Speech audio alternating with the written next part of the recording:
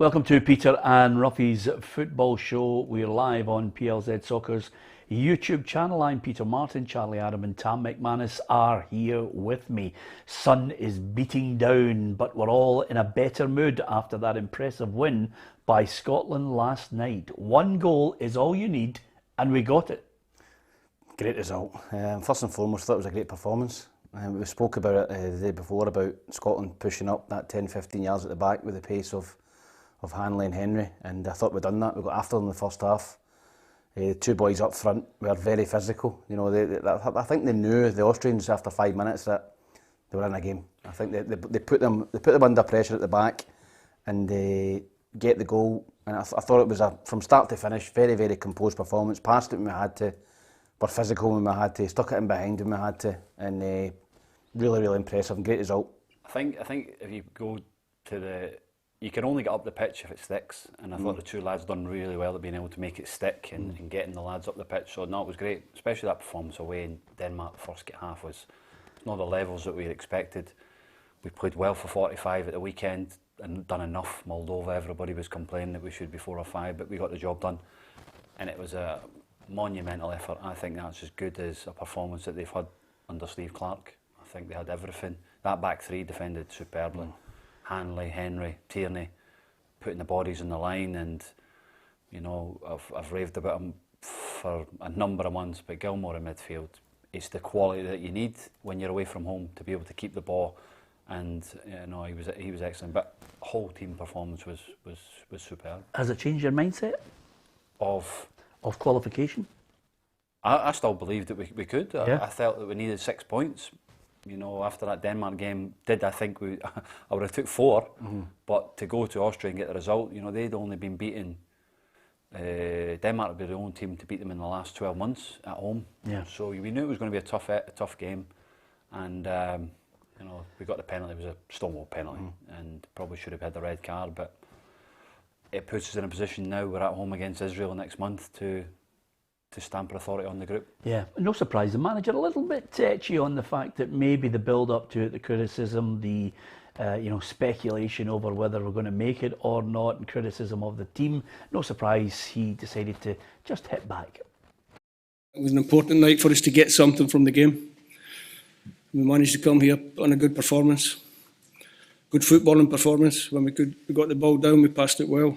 We're not a long ball team, as some people try to label us. We can play. If we have to go long, we can play and fight for it. If we have to get it down and make the passes, we can make the passes. So I think we deserve a little bit more respect. Well, he's had a wee bite back there that they deserve a little bit more respect. I don't know who he's having a go at. If there are managers out there suggesting they're a long ball team, I think it's quite unfair.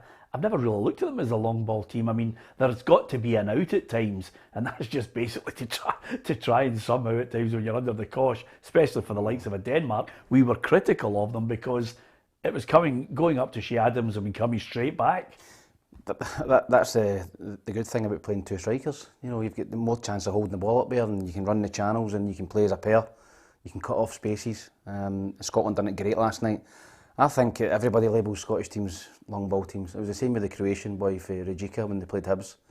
Or they're a long ball team. Hibs passed them off the park at Easter Road, and you were at the game as well. So I think that's just a label that's going to stick with us in terms of the way we play. But I didn't think we launched it all night. I thought, as Charlie says, Billy Gilmore got the ball, was composed at times, but he was getting the ball further up the pitch. Against Denmark, he was getting it 25 yards for his own goal.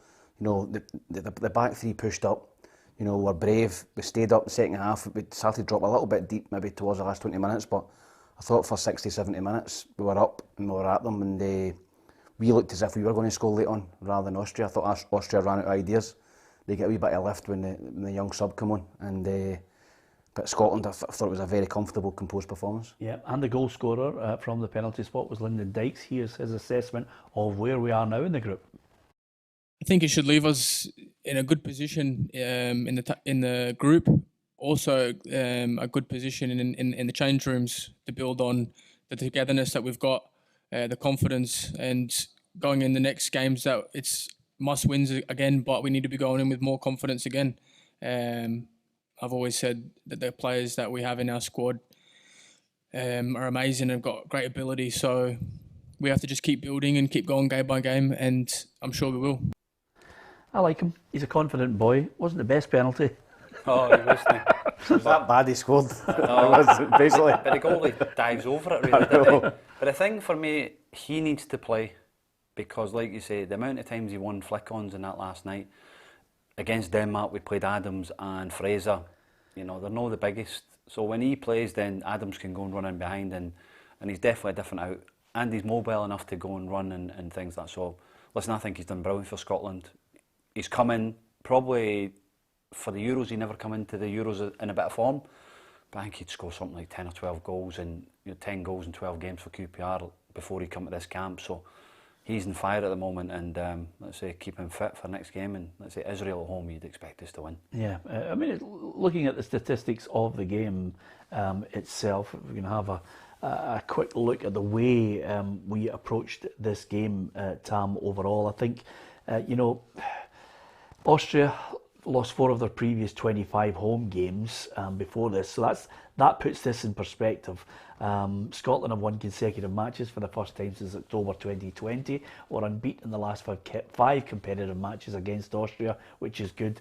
5 in his last 6 games for club and country, so he's in good form. And the key point here, Craig Gordon became the 5th oldest player to play for Scotland, aged 38 years and 250 days. But Craig Gordon made a save, which was crucial to us. We need to have that wee bit of luck, and of course a goalkeeper to do his job. Yeah, I thought it was a good save. I think it was one he expected to save, but I think you've got to give credit to the 3 guys in front of him. Charlie mentioned earlier, I thought the 3 of them were outstanding. Defended crosses. I heard this morning Austria put something 30 odd crosses into the game, and during the game, and he must have headed all 30 of them out. It was fantastic defending. Well protected, Craig Gordon, but as I said, he made a save, and that's what he's there for. Never had a lot to do, but the top goalkeepers, your McGregors, your Gordons, guys like that, when they're called upon to make that save to win the game, then they do it, and luckily it didn't fall to an Austria jersey, it fell to a Scotland jersey as well. And of course we've been positive about Hanley, but he misses the game against Israel. He does. It is a loss, but then it just depends on how fit maybe McTominay can come in. Does he bring Cooper in? So listen, there's plenty of options at that centre-back position, so it is a loss because he's a threat of set plays for and against, but I still think we'll have enough to beat. We should. We've played them often enough to know what we're getting against Israel. So it's like an old firm game now, isn't it? It's every week. Let's just play them once a month at least. But no, we know what we're getting, and we need to win the game. And if we do that, it makes it harder for everybody else behind. Well, listen, 9th of October, Hampden will be bouncing. You've got Israel, you've got the Faroe. I mean, look at the group table now. Suddenly, it's amazing how knee-jerk reaction from one game to the next with Scotland, Tam, but that's better. That's good to look at that table. Yeah, I think that's where we should be. I don't think anybody expected us to win the group. I think Denmark are a top side. They're one of the form teams in Europe at the minute. I think most people would have expected Scotland, Israel, Austria to battle out. I think that result last night completely takes Austria out of the equation. And I think if you can beat Israel at Hampden, I'm not going to say go for a jump in. I'm not going to say we're guaranteed 9 points. I think if we can beat Israel, that's us in second. We'll get a second. I'd like you. Then you're away to the Faroes on the 12th. Yeah, we'll beat both right. of them. So that's we're a at win. home at Denmark, so we can play the C team like England. So you've got Moldova away, and they're all winnable games. So I think you're looking and the facts are 3 wins out of 4, and you're in the playoff. Yeah. Which is what we wanted and expected. Israel's a big one. Yeah, it'll be bouncing. It'll be great, won't it? It'll be great, and hopefully we can get the first goal, because if we don't, it's going to be a long night, because I don't think there's been more than one goal in between the teams. Any time we've played 0-0s, 1 each. Listen, penalty. A 3-2. We got there on a penalty shootout to the Euros, so I mean, we're not suddenly going to be getting into the game against Denmark. Everybody's celebrating and we're all happy because we know we're in a playoff. Because quite simply, I think sometimes we always make it nervy, don't we? We will make it nervous. Even that Moldova game at the weekend, I was there. It should have been out of sight, but all of a sudden we're hanging on with 5 minutes to go, just thinking one long ball could cause us. But we got that result, and at the moment it's just about winning games, and you can do that. Do you know the key that we were all talking about is Scotland need to produce a big game win, and that was a big game win. They might not be the force they once were, but if you look at the biggest results we've had since that lovely day in Paris. You know, you're looking there and you're saying to yourself, Commentator out half his head. yeah, well, listen, that's the best thing about commentators going off their head. I just wish we had a 40-yarder into the roof of the net. Croatia, World Cup qualifier, 1-0. That was Gordon Strachan. 2-0 against Croatia. Again, that was a huge result. And then 1-1 after extra time. Serbia, the Euro playoff final. We know what happened there. 0-0 against England was an excellent result because I thought Scotland played well, Charlie, in that match, and we were really boosted by that game against England. No, we took confidence for the England game. Listen, we were all well underdogs when we were the team that England, and you know they had home advantage. You know, we said there was not going to be any Scotland fans, but there was a few in that crowd. But Yeah. That's probably stands in good stead. Apart from that Croatia game at the end of the competition, you know, you've got to take confidence from that. So that's, you know, that result the other night in Austria. They got good players, Arnautovic, Alaba, Grilic is at the little number 10. He's good players, but that's a big result for us going forward. Yeah, absolutely. Positive stuff. Let's be positive about it because at the end of the day, you've got to try and get a level of objectivity. I like John McCritchie, who's posted on our YouTube feed here. Let's not start getting ahead of ourselves only to feel rubbish.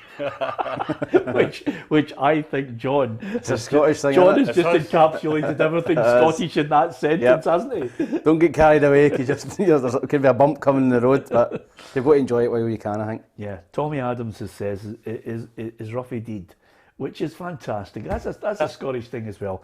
Ruffy has decided in our hour of need, when we're watching Scotland, he'll have 2 weeks lying on a beach in Portugal.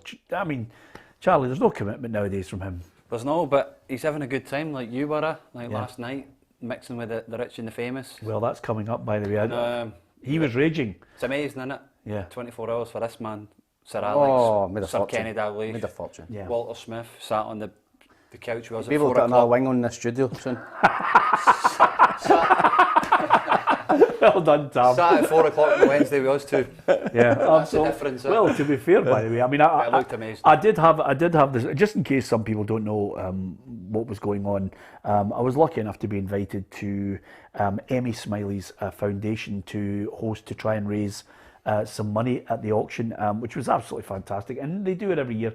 And the whole event is for a worthy cause, a fantastic cause, and the great and the good of the sporting world, and some people from the journalistic world, celebrities, they were all there, Tam. It was unbelievable. I actually had a look around and I was thinking to myself, every table had a superstar at it. I mean, it was brilliant. And in true fashion, Tam, because I'm just a common man, I decided that they should be treated the exact same way as every Us too. Exactly. So I battered every one of them. It was fantastic. If you were Kenny Dalglish, bang, hold on to that. No, listen, that picture was amazing. Two of my favourite strikers of all time were there, Ian Wright and Alan Shearer. Is that Can you right? believe it? Oh, I'd have loved to When have he been was at there. Celtic. Yeah, 3 goals. Hey, don't knock it. 3 goals in 8. Yeah, absolutely. I mean, it was great, and the lovely part of this whole thing, and I don't want to dwell on it because it was a nice night, and it's things that sports people up and down the world, right across the world, go to these events and raise a lot of money. This picture here, I think, was heartwarming. Alan Shearer posted it, and the reason why it's good is because while they were getting that picture taken, Walter Smith got out of the car and got a lovely ovation from everybody. I think there was genuine warmth. You know, Alex McLeish and Sir Alex Ferguson and so many other stars, Gladstone Small, Steve Harmison, Matt Le Tissier, Alan Shearer, Neil Lennon there. And I think the reason why there was genuine warmth is because everybody wishes Walter, you know, getting back to full fitness and health after a very difficult 7 months. And it was nice to see him, a great man, great manager. You know, I would go hand in my heart and say, you know, as well as all his success at Rangers, but a thoroughly decent football man. Yeah, no, he's, you know, obviously I managed to work with him for a short spell, but no matter what if you ever bump into, he wants all he do is talk about football, and that's, you know, that's what the great do. And yeah, he was a huge hero and legend at Rangers, and also did a great job at Scotland as well. But you know, it's great to see that picture that he's, you know, back up on his feet and moving, and and not be long before we sit back seeing him at games, I think. Yeah, absolutely. There was more than a few might. To get to see your hero there, Dalglish is great. You know, Kenny's got his own usual dry sense of humour. Sir Alex just sits there and laughs his head off at all the things you know, that we were saying on the night, and to see guys like Dean Saunders as well, Matt Letizier's got a video out if you get a hold of it. I've seen it. I think you can get it for £3 now in the bargain video box, but or DVD. Honestly, there's about 200 goals, Tam, that you would dream of scoring. There's no rubbish goals on it. Honestly, he was again a guy I looked up to growing up. I loved his goals, but I can remember the one against Blackburn Rovers where he flicked it at the boy's head, then flicked it again, then lobbed Tim Flowers. I think Tim Flowers was about 3 centimetres off his line, and he still put it in the top corner. And I'm thinking, what a player he was. And he stayed at Southampton his whole career. Yeah. You know, very loyal to them, so a proper legend at that club as well. I mean, he could have gone anywhere, couldn't he? Yeah. Yeah, but just like you say, when you're happy, it's sometimes the grass is not always greener, and he made that move and had a wonderful time at Southampton. Yeah, absolutely. If only Harry Kane could share the same attitude as he gets ready for Poland tonight. England are just cruising it at the moment. They're in action tonight after Scotland's heroics. And interestingly enough, it's two great strikers. We love talking about footballers and the joys of Letizier. It's Kane against Lewandowski tonight. Look at the stats here.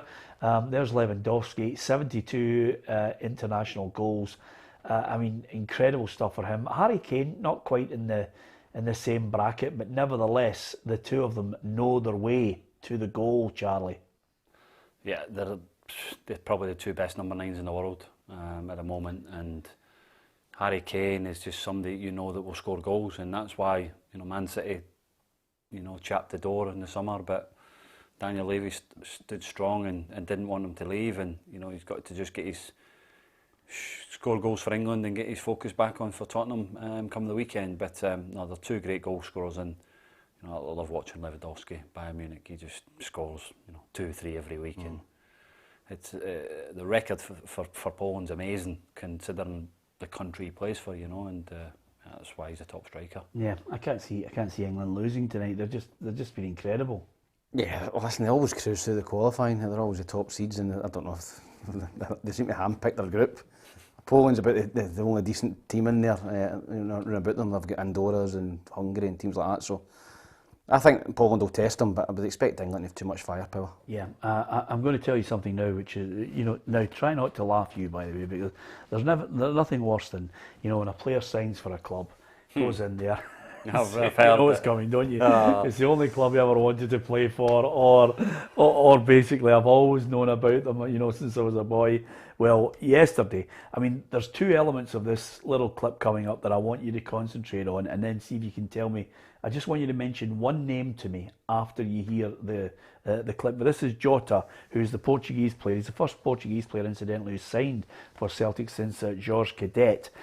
He's on loan, and he can remember, actually, Celtic, even when he was a boy.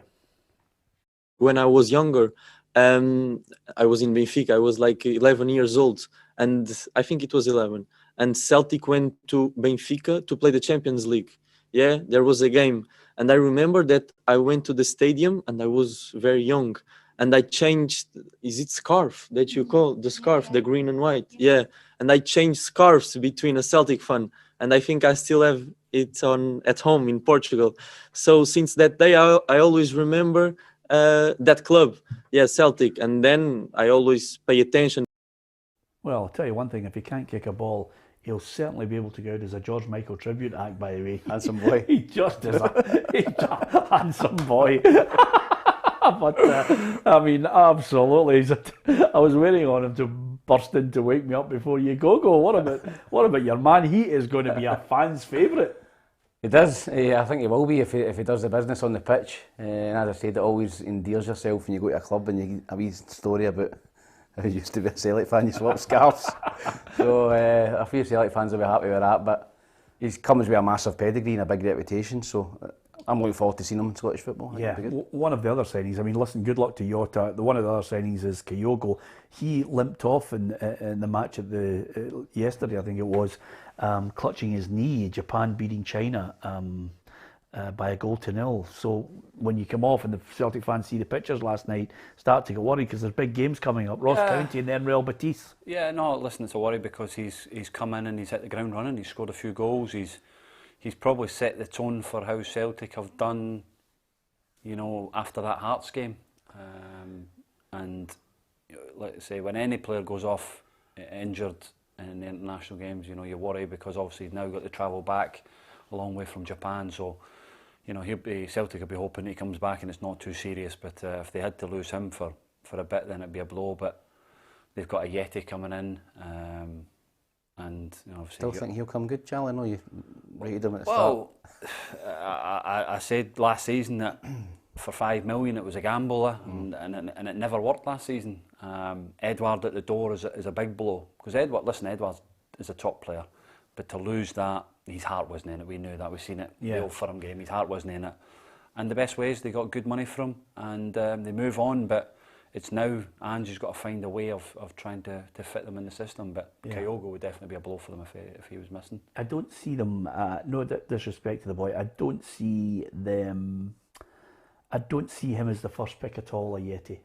I think he's got a long way to go before he suddenly puts himself back in the frame. I might be wrong. I think you'll start to see a Giacomakis getting a run out. Then you've got Kyogo if he's fit. But a Yeti, I think, has got a good run of games. He'd need to start really, you know, setting the heather on fire for Celtic fans to change their mind about him. Yeah, I think so. And I think the bad thing for him is that the manager never signed him.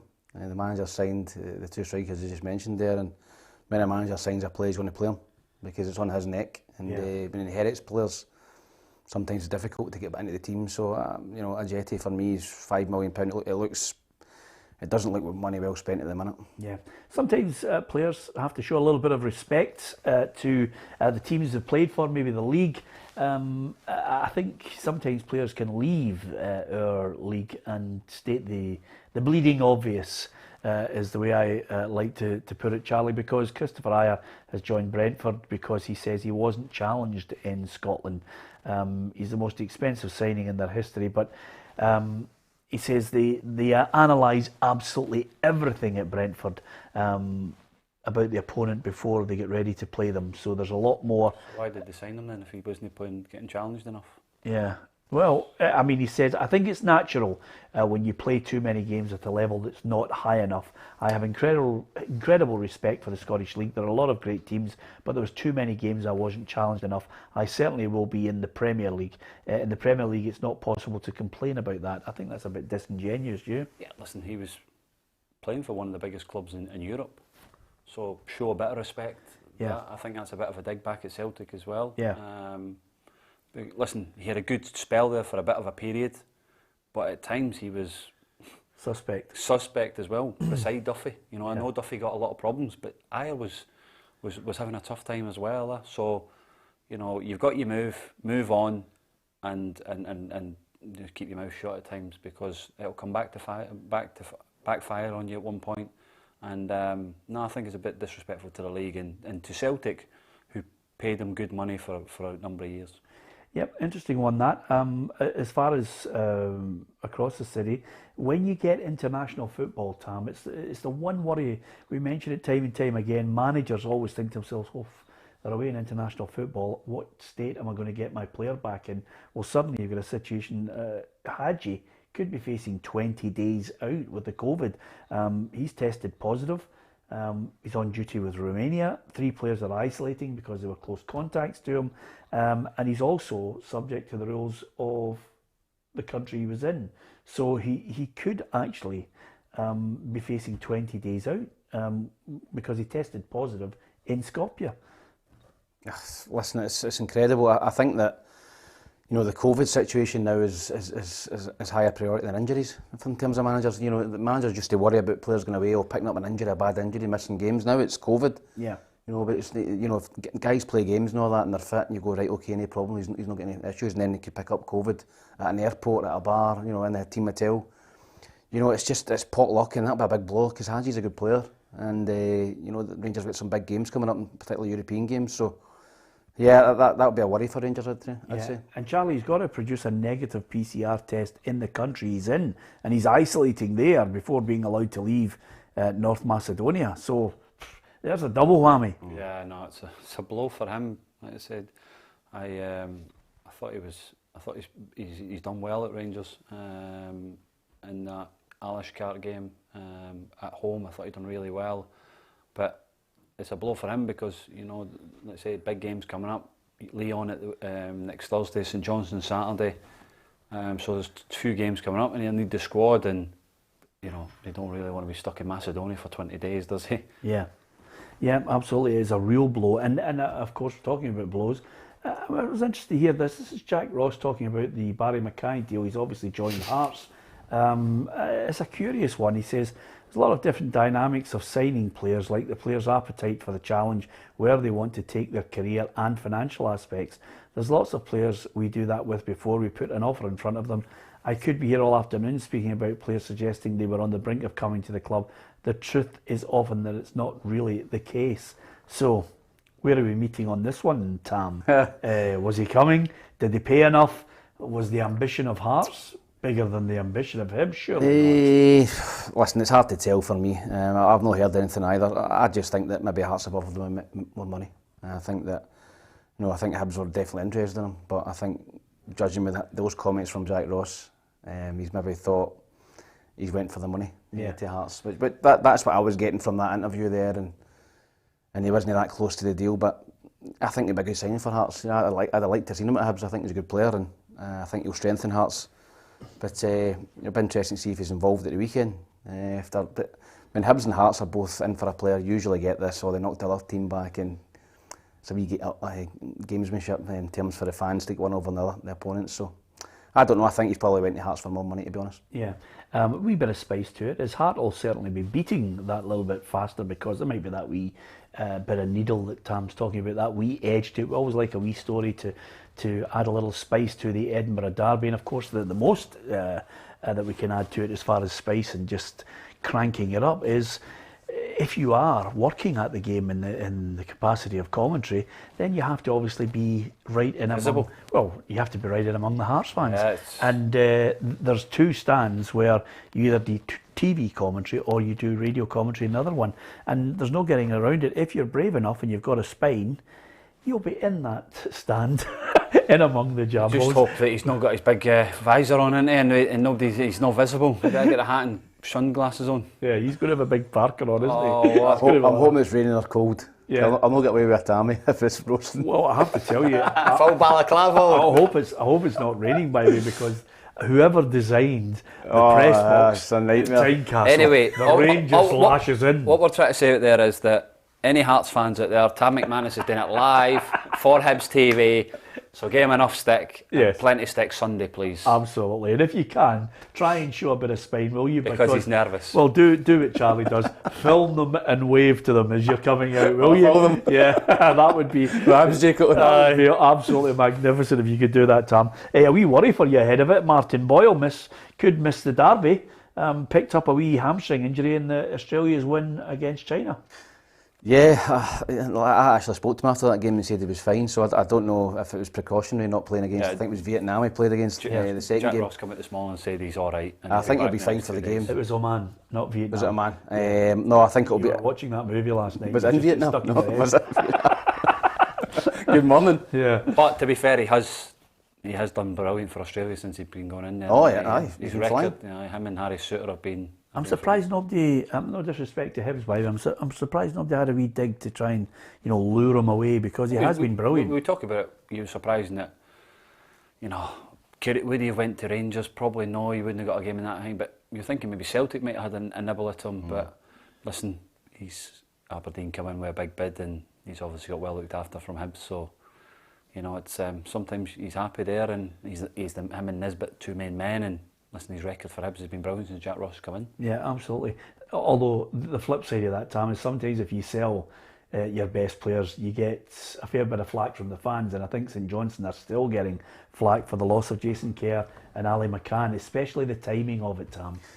Yeah, I mean, listen, they lost both of them in the last day of the window. I know they brought players in, but I don't think the players have brought in are the same calibre as the ones that's went out the door, and that's why St Johnstone fans will be really irritated. And listen, St Johnstone, they've sold a lot of season tickets. They've a wee bit of buzz about the place because of last season, and just to keep building on that and trying to get better and get more crowds in, because that's been a problem obviously at St Johnstone, getting those big crowds in. And you've seen the European games, the McDermott Park was stowed. There was a lot of people in there, and just a wee bit flat now. I think we're losing them, and we obviously play Rangers at the weekend, which is no easy. And all of a sudden, for up there and really positive, winning 2 cups, you could lose and you've not won a game this season, and you're languishing in the bottom 3 or 4. So, yeah, it was a sore one for the Saints fans. Yeah, and Callum Davidson is the first to admit himself. He says it's he's got to learn how to deal with transfer windows. The only thing I say that was good about it was players were clubs were after my players. Which is great news, but bad news at the same time. So. That's just the transfer window. It's my first experience of it. I'll probably learn a few things from it going forward. Yeah, and what's to follow? Even his new signing picked up an injury as well. Cammy Mcpherson looks as if he's got a suspected dislocated shoulder. It never rains but it pours. No, like I say, when you lose a couple of good players and you try and obviously I had Cammy Mcpherson, and to lose it against breaking in a closed door game during the international break, it's a huge blow. But like Cam said, you'll have to learn from that. It's not a bad thing that teams want your players. It's just, listen, I said it before, that the English clubs think they can get a good deal for the Scottish players or the lads that are playing in the Scottish League, because, like you say, St Johnstone, that it's very hard for them to turn down that type of money. And but if they stay strong, they might get more. But it might work the other way, and they might lose that, and they might never get that figure again. So it's finding the right balance. But Steve Brown's pockets are very heavy at the moment, aren't they? Yeah, absolutely. Well, that's the case. You can't keep the fans happy and suddenly bank all the money. There's more than a few clubs have fallen foul of the criticism of supporters on that. Incidentally, great line there for Christopher Andrews, who says Charlie's wife's online trying to buy a Giotto wig because that boy had some head of hair, didn't he? What's happened with the wig? I couldn't get it done because the period was 3 weeks. You need 3 weeks before you can train, so that's why it was too short from the summer to So you couldn't train when you got the. So once you've had it done, implants? once you've had it done, you can't train for 3 weeks. But because we got promoted through the playoffs, the break was too short, and I had to start training pre-season. Are you going to get it done when you retire? Well, it's a possibility, yes. Yeah. Would you go short and spike it? Would you grow it long? How would you? Would you do a Boydie or a James McFadden? Neither. James McFadden's is a good one. It's a bit of a thatch. Yeah. I'm trying to think. I'm trying to think of it. No, you can't do that. I'm trying to think of who has the best replacement hairstyle in the whole of football of the ones that you would know. Shane Warne. Shane There's a belt to it. Shane Warne's a bit. Don't do the Shane Warne, Charlie, whatever you do. But it is an absolute belter. It just is a whole big mad thatch of it, isn't it? I tell you, Ruffy's is not a good head of hair in him, isn't he, Ruffy? Ruffy has got the same. He's gone for the same mullet forever and a day since 1971. He's never changed the look of it. It's just the same. It's working from it. And his sideburns have never come by his ear. Absolutely, it's working for him. If it's not broken, don't try and fix it. Charlie, you will never know how much it's working for the man himself.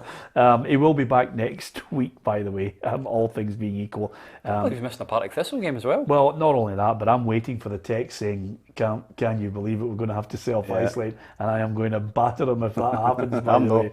But Tom is just wanting 5 days a week on here. He wants Ruffy out the door as quick as he possibly can. Brilliant, Tom. I love that. Thanks for all the messages. Lots of really nice messages about Walter Smith and just being able to see the great man just getting back to what we hope will be full health. I think everybody shares that. Incidentally, we've got a great competition running at the moment. We had Tony Watt on earlier in the week, a guy who I think really interesting character, really at 27 still got ambitions, still love to play for Scotland, but he's well aware of the fact that he just needs to bang in goals as much as he can. He came in, signed a Motherwell top, and it's fairly straightforward what you have to do. We'll let Tony tell you. For your chance to win my signed shirt from Motherwell, subscribe on YouTube to PLZ Stalker and comment below what number I wear on a Saturday.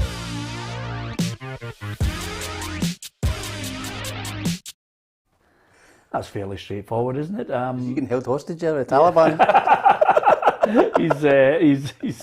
he's signed it all. By the way, his gear as well. If he come in that gear, only Tony can get away with that. He's looking trim at the moment and fit. All you have to do is quite simply don't forget to subscribe and tell us the number on the back of his shirt in our live feed, and we'll pick out a lucky winner on the Friday as well.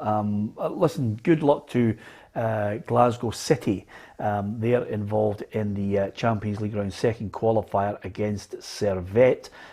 It was 1-1 from the first leg away from home, and Claire Shine scored an absolute pelter. I don't know if you managed to see it, Charlie, but I mean, it was one long ball, drops over her shoulder, takes it on the volley, puts it in the back of the net. Technically, it's one of those goals. Like you at fives? Well, to be fair, yeah, exactly like me at fives, but not 11s, because I'd never be that far out the park. But I mean, it's absolutely sensational.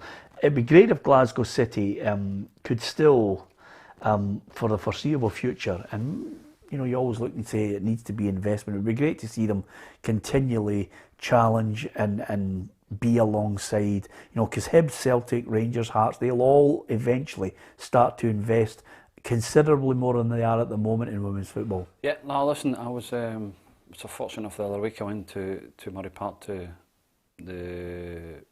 see the women's game against Aberdeen. The setup was brilliant. You know, the club are trying to do everything right. Malky Thompson's the manager there, so yeah, listen, it's all about investment. Once you invest, you can start doing the right things, and the girls can get, you know, training every day. And obviously Glasgow City have dominated for a number of years, but you know, Rangers, Celtic, Hibs, they're getting closer, but it comes down to finances, and once the finances come in, then they can obviously improve and get better players and bring the game on. Yeah, I just wonder, Tam, how long it will take to there's a certain equality in it. I think it's still a good 10, maybe 15 years away before you start to get that parity between women's football, its appeal, its ability to market itself, and the quality that will undoubtedly increase, because one of the things that you will find is that suddenly superstars will emerge. There are many superstars at the moment in the women's game, but superstars will emerge who are physical specimens who, you know, will be every bit as entertaining as their male counterparts. Yeah, definitely. I think the game's getting a lot stronger, particularly in this country. I think the bigger clubs are now starting to go full time, and you know, once they do that and they can get more investment into the team, then I'm sure the women's game will go from strength to strength. And Glasgow City are punched above their weight, you know, for years now in that Champions League. You know, they come up against, you know, likes of Arsenal and Man City down there. They're spending a lot of money in their women's game. Yeah. You know, getting big money. So, you know, when I played in America, the women's game over there was massive. We shared a stadium with the Western New York Flash, and they had Martha, the Brazilian, playing with them. Yeah. It was the top player in the world at that time. And me and my wife went to the game, and we were averaging about 3,000 or 4,000, 5,000 hour games. We went to the women's game. There wasn't a seat. There was about 12,000 there, packed. Wow. You know, so the women's game over there has followed just as much, if not more, than the men's game in America. But also the national team are improving as well. Like, you know, it's got to come from the SFA as well to invest in the national team. Yeah. So they brought a new coach in. So we'll see how the rewards with that is, Yeah. if they can get results from that. And you need good ambassadors and superstars and people that can entertain and project the right image for the game. I mean, I was looking up there, Megan Rapinoe, who I thought was a really good ambassador for the game, good player for the USA, and of course very vocal. And when you get the headlines, more and more people start to take interest. Yeah, you've got to get that publicity, haven't you? You've got to promote the game, but you've got to, you know, be out there, particularly in social media. And she seems to be doing that at the moment, asking for more money for the women's game in terms of equality with the men's game in America. So, as you know, they're getting there. I've seen the Republic of Ireland national team men's have agreed to cut their fees for the national team and split it 50-50 with the women's national team as well. So they're obviously moving forward in that direction, trying to give equality as well. So that's good for them going forward. Yep, long may it continue. Just before we go, I've got to ask you, Charlie, but is it 6 weeks? What do you have to do in that 6 weeks now? Because Dundee are certainly going to miss you. Are they going to have their eyes distracted the fans away from you towards a certain Mr. Griffiths? Is he likely to make his debut at the weekend? He's trained for the international break. How's he looked? Well, I've not been near the training, so I don't know. He scored a goal against Hearts in a closed door game, and yeah, I don't know if he'll start at the weekend. It's a home game, an opportunity to get the first one on the board in the league. Livingston at home, so yeah, we're looking forward to it. It's a big couple of weeks coming up for us. Still in the cup as well, home to St Johnstone. So no, I'm sure he'll play some part if fit. I just get the feeling that if he's on that park for the majority of the games between now and the end of the season, I think Dundee will be looking top 6. I'm not a fan of him because I think there's been so much talent that I think he's wasted his time and wasted the club's time, Celtic's time. But when he's on the park, he's one of the best finishers in the country when he's doing his job properly. Yeah, definitely. I think this is his final chance. I don't think there's any doubt about that. This is his final opportunity to produce. Because I don't know where he goes from here. If he goes to Dundee and bombs out, but I don't think he will. I think he'll do well at Dundee. And I think even if he comes on Saturday, it's a tight game, 2-1, and you're maybe drawn, the lift that the fans will get, the lift that the players will get. Lee Griffiths coming on for 20 minutes. The fear that Livingston players will get. You can just see the headlines. Griffiths comes on and scores a winner. So I think he'll do well at Dundee. I think he's got a manager that will put his arm around him and care for him. And I don't think that Griffiths Lee will want to let him down because he's brought him up there. He gave him an opportunity, and I think that Griffiths will do really well at Dundee, and I hope he does. Yeah, is that a quality that James has got? Put his arm around him and maybe, yeah. Okay, no. No, I'm kidding. No, listen, he's got both sides. He knows when to come and have a go, and he knows when to put the arm round. He's been brilliant at times with me for that as well, and situations that are going on. So I think Lee Griffiths will get loved, and we'll get the best of him. I think he's 30 years of age.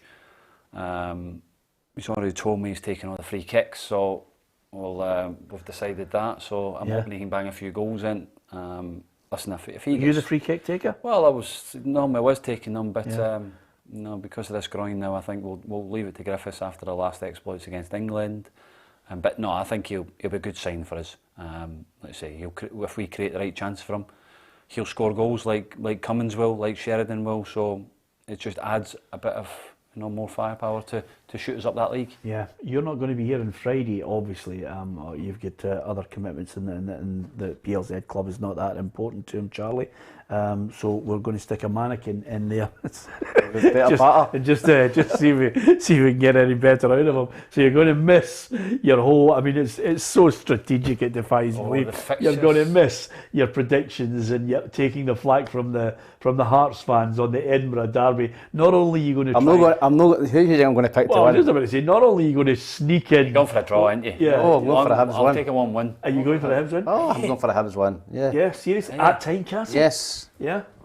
Paul McGinn must be. I draw wouldn't be the worst result, but Paul McGinn will be busting after that cap last night for Scotland. He will be, aye. I think Stephen McGinn will be champing the door soon. Well, Mrs. McGinn, the way things are going, just get the full family. Just get them all up there, by the way. Listen, fair play. I saw the picture His of brother was brilliant. John and Paul together is a. I mean, there are not many brothers. No. That you look down through the years Great. That can say international football together, which is brilliant. But from your point of view, have you seen enough from Hibs, the way they're playing, that they can go to Tynecastle? And Hearts have had a good start to the season as well. They have. Hearts have, a little bit surprising the way they've started. They've had a harder fixture list, I think, than Hibs. I think that's definitely the case. So somebody's bubble could get, burst at the weekend. Yeah. A draw would keep both sets of fans happy. He's on the back foot already. Do you know what this is called? This is called fudging it until we eventually have to drag put it. Your I think on the line, man. I think Hibs will win. I'm going to go for Hibs. I think Hibs will win 2-1. Hibs to win 2-1 at Tynecastle. Yes. And McGuinness. Okay. He's seen enough that he thinks the Hibbies will win the Edinburgh Derby. It's an absolute rip snorter of a game. Have you ever been to an Edinburgh Derby? No, never been, no. You should go. Looks brilliant. We will. We've got to make a point once you retire to go to the banter's brilliant as well. End sitting in. That's a good I point. would just sit in the end seats. Well, it's Charlie. We'll sit in the Hearts End. So he, Used to a pal with didn't you? Anyway, used to sit together. I'll sit in the Hibs in. I mean, it's a great. I like Anne what she does for Hearts, but I think Hearts are going to win it. I think Hearts at home have got the edge on this one. I'm going to go against them. I might as well tell you now because you're here. Home advantage. Listen, both started well. I'll shut on the fence and I'll say 2-2. Yeah, absolutely. Listen, we're going to talk in greater detail. We'll undoubtedly get more reaction from the Scotland camp tomorrow, but it'll all start to switch because there's one thing, Tam, you don't like international breaks. You just want us back into the domestic. We'll get St Johnstone Rangers, Celtic, Ross County, Dundee, Livingston, Motherwell, Aberdeen for me is an absolute cracker to look forward to. St Mirren, Dundee United, and then of course the Edinburgh Derby. You're not keen on these breaks, are you? No, I don't like international football. I don't. I love Scottish football. By the way, that's a disgrace you saying that. I mean, people, football fans will look and go, I can't believe I want Scotland to win. I was jumping a bit mad last night when the penalty went in. And Scottish football, right? But there's league, Championship, League 1, League 2 playing. Never went to a game. Exactly. And the other aspect I was going to say to you is, see if Scotland suddenly get to Qatar and we've got the mystery machine loaded up, he'll want to go. Absolutely. You know, does he get wings? Hey, Qatar, that could be the case for us. Suddenly, just on that last little footnote, we're looking forward to, we'll build that up all the way through to the weekend. Hopefully you'll hear from the managers and players who are involved in it. But have you changed your mindset now? Are you confident, like Charlie, that we can suddenly get a playoff and possibly go into the World Cup I think as well? I think it's still mathematically possible to catch No, Denmark. I know mathematically. So I'm going to go for first. Come on.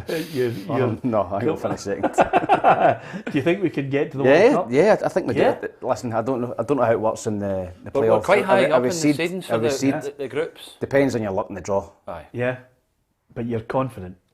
I think we'll beat Israel, but the game that worries me is Faroe Islands away. I'm sorry. I've just got the fear about that already. Yeah, okay, there you are. I'll leave you on a positive note, everyone.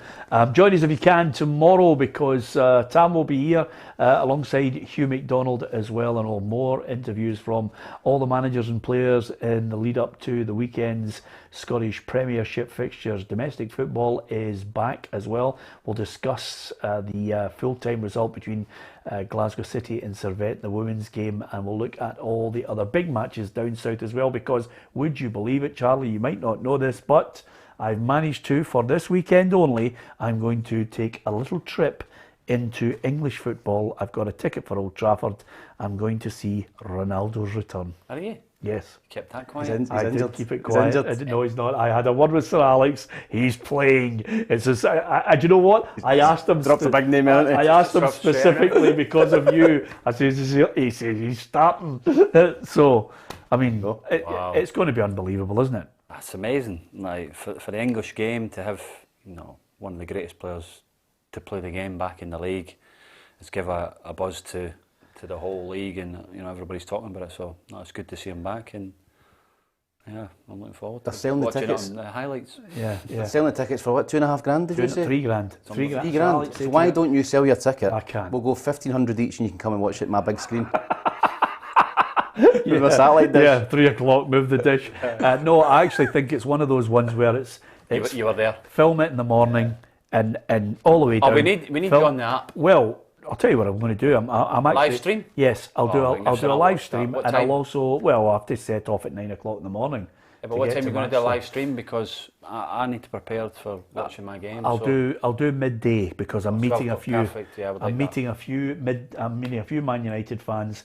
We'll do that, and then I'll do the whole colour thing, and then we'll play it in Monday's show. Is that okay, Tom? Liverpool fan. Do you want me to get? Well, I know I'm a Liverpool fan, but I'm a football fan, and Ronaldo is something special. Yeah, if you do that, that'll be great. I'll tune into it. Yeah. Do you want me to get your shirt? I'll be in the pub at 1 o'clock. I'll put it on when I'm watching it. Yeah. Do you want me to get your shirt? Aye. Yeah. Okay. What's it going to cost me? It's coming to wages. 70 quid, I think. Maybe even more. It's 100. Okay, on that note, maybe not. I'll get you a photograph for a shirt. Anyway, apart from anything else, we love our football. Hopefully you love your football. You can keep telling us about your favourite players, your team, how you think they're performing. That's what we love about this programme. And don't forget, you can win that Tony Watt shirt. Next couple of weeks, we're going to be giving away an Xbox One, which is good going. And you never know, if I've got enough money, I might buy a Ronaldo shirt down at Old Trafford, and we'll get that on for next week's prize on the show. That would be name and number on the back. Name and number on the back. Could you get close enough to get it signed? You better. Well, you've got got contacts that can get it signed. Exactly. Well, calm your jets. Let's just buy the shirt first, okay? I think I'll buy that, and then we might give that away next week on the show. There you are. It's all about winning prizes, giving your opinion, having a bit of banter as well. From Charlie, from Tam, from myself, Peter Martin. Don't forget to subscribe to PLZ Soccer's YouTube channel. We'd love to have you as part of the football family. Thanks for watching.